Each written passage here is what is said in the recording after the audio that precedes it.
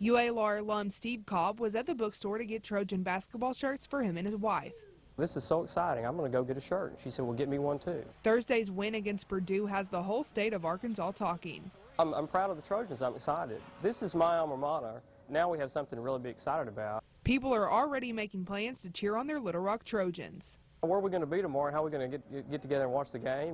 Win or lose, this has been a game changer on and off the court.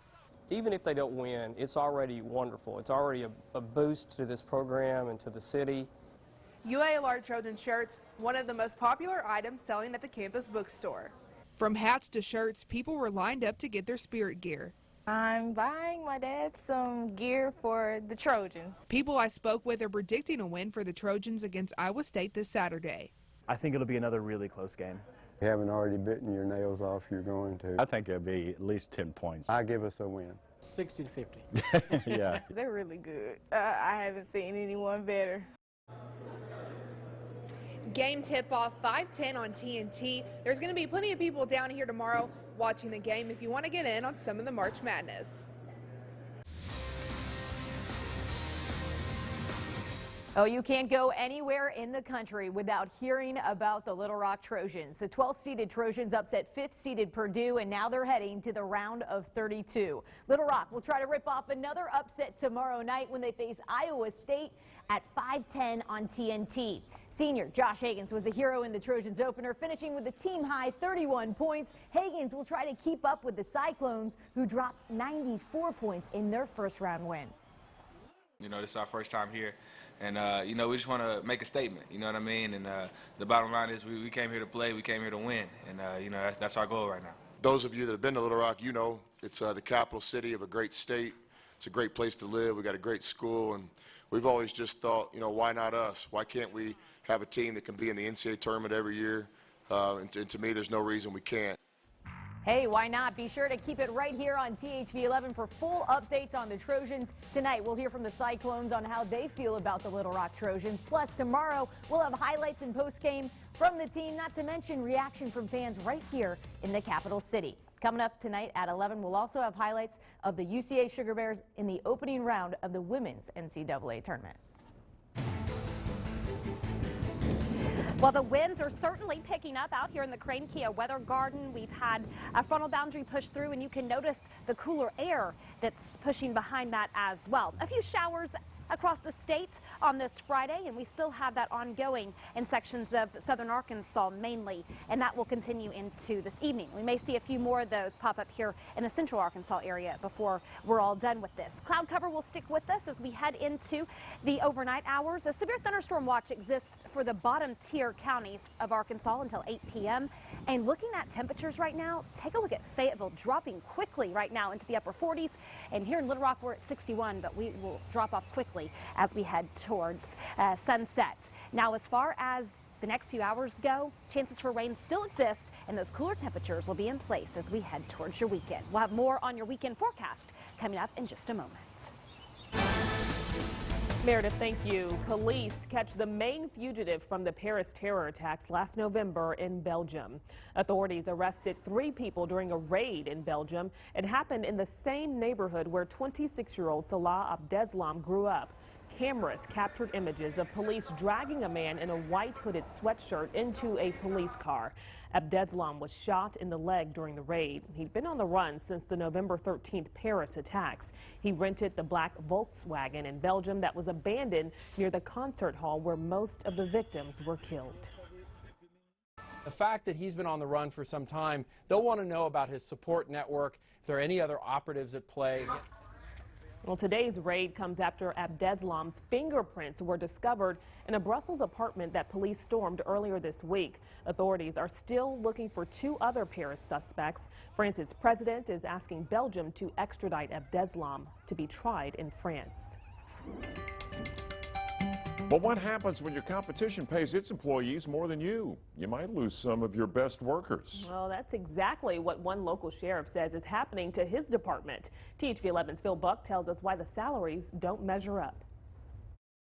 Why work here when you can go down the street and make $2,000 more doing the same job pretty much. Faulkner County Sheriff Matt Rice says because his deputies' salaries can't compete with other local law enforcement outfits, his department has become a training ground for other agencies. You get some good guys that come in, and when you do, you train them. That costs a lot of money to get them trained, and a lot of time, a lot of effort to get them trained, and then they chase the money. Rice says just last year he lost 2 deputies who were working here at the Faulkner County Sheriff's Department to go across town, coming to work less than 2 miles away here at the University of Central Arkansas in Conway, where they have to cover a much smaller area and they get paid more. We went about looking to figure out a way that we could get our deputies more money so that we weren't losing deputies to UCA or to the city of Conway or to the Capitol Police. Faulkner County Quorum Court Judge Steve Good has tried to get salaries raised for deputies, but has met resistance from others on the court like Linda Paxton. What we want to do is try to come up with a plan to give everybody in the county a raise.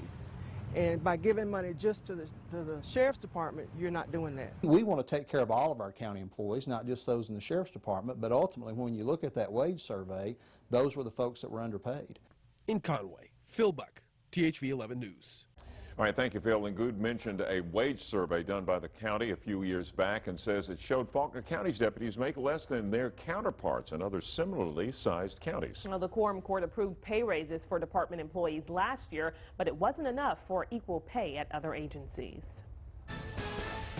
A plan to expand 2 charter schools not sitting well with some Little Rock residents. Well, just over an hour ago, they rallied outside the state capitol, asking the state to take a closer look at the financial impact it would have on public schools. East End Charter School wants to open a new elementary and middle school near the Clinton Center, increasing enrollment by around 2,500 kids. Lisa Academy wants to add about 600 students, opening a new elementary in West Little Rock. Little Rock City Board member Kathy Webb says public schools are improving and the state should not rush to a decision. I think we need to press pause, let Baker have some time to turn this district around for the kids, for our future. I think that's what he's doing, and so I think we just need to press pause right now. A group of attorneys asking a federal judge for a temporary restraining order on East M's expansion. The State Board of Education is scheduled to hold a discussion on the expansion plans March 31st.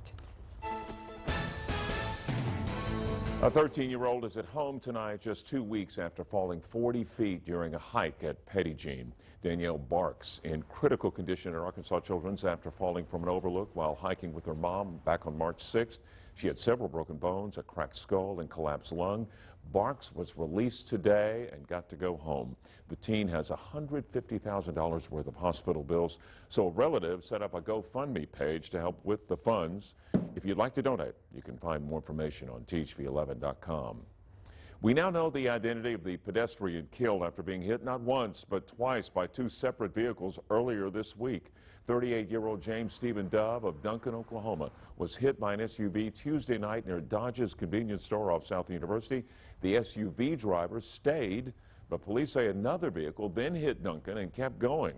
Police say criminal charges are possible, and they're still looking for the driver of that second vehicle. A $1.3 billion steel plant in northeast Arkansas is processing its first specialty steel batch this week.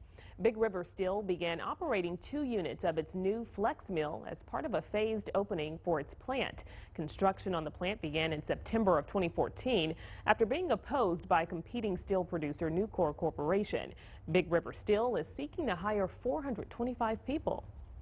A 146-mile run began today in honor of every Arkansas service member killed in the line of duty since September 11th of 2001.